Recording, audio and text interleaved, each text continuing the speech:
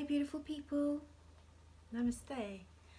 So following on from my introduction, I'm going to talk about harm and how awareness is key always. This translates from an understanding that we can practice life with full awareness, and in that sense it's having control and being back in the driving seat. And these videos are an intention to give you some awareness and an open-eyed view of how you can live better. So I'm going to show you, describe to you, give you tips and some essential kind of awareness tips on how you can actually make your day better. And this comes from a yogic understanding, going back. It's sage advice, as I always say, and it's about coming into your ultimate flow state. And that point is a really precious point in anyone's yoga practice, if you know about yoga, and that's where your resistance is, and generally it's where your growth is. And this is such an exciting topic for me, because this is when I discovered that the practice of yoga essentially is a healing practice. So you should never ever be physically harming yourself in a yoga practice. And I wanted to talk about that particular subject of harm, and how we can be in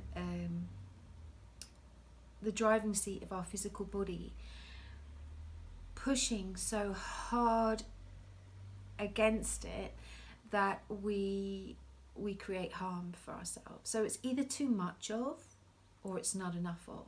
And that's kind of like a very tamasic, dull activity in the physical body. So you kind of passively engaging in a physical practice of yoga, for instance, or passively engaging in any physical activity. So you're not quite getting to that kind of resistance where you feel that you can really feel your body, or your mind starts to get engaged and your breath changes. There's a point of not being aware of the harm that it's doing to you, and there's a place where you're not even touching the sides of it. The bit in the middle, mind you, the resistance is absolutely key, and you'll probably hear me say this over and over and over and over again. So how does this affect your everyday life, and kind of what skills can you develop every day to engage in this? What people forget, and everyone does, is that every moment of your life is a practice. It's a practice of love, or it's a practice of harm. So that is about the relationships you have, the relationships with your thoughts, the relationships with your behaviors, obviously with other people, the things that you eat, how you treat your physical body, and time, which is one of my favourite subjects.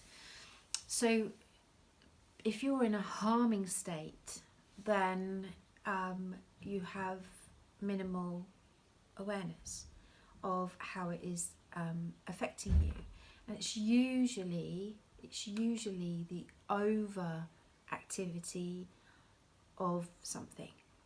So it could be overeating, it could be overthinking, it could be over consuming, it could be over physical practice, it could be wasting time, not using time well.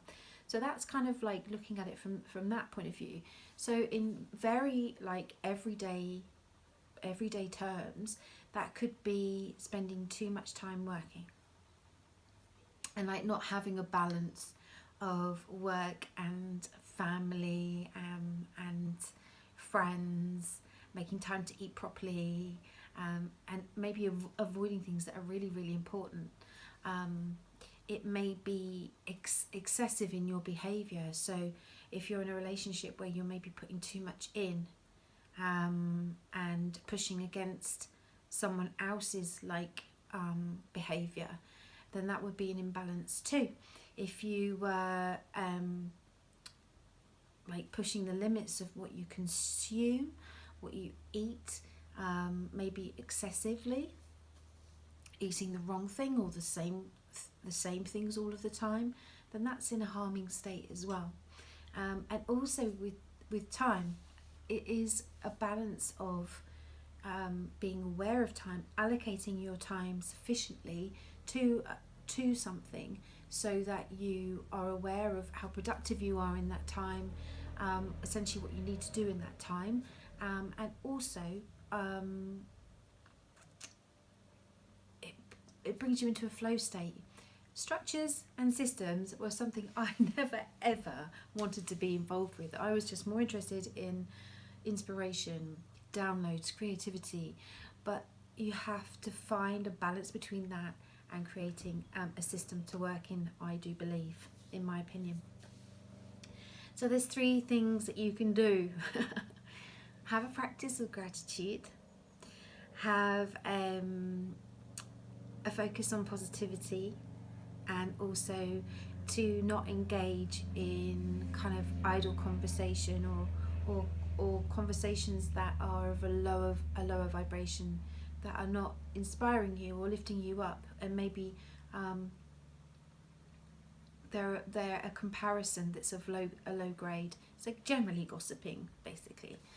So those 3 things, if you can practice those 3 things every day and be aware of them, and actually maybe see them come up in other people, then you're definitely going to make marked improvement on your day.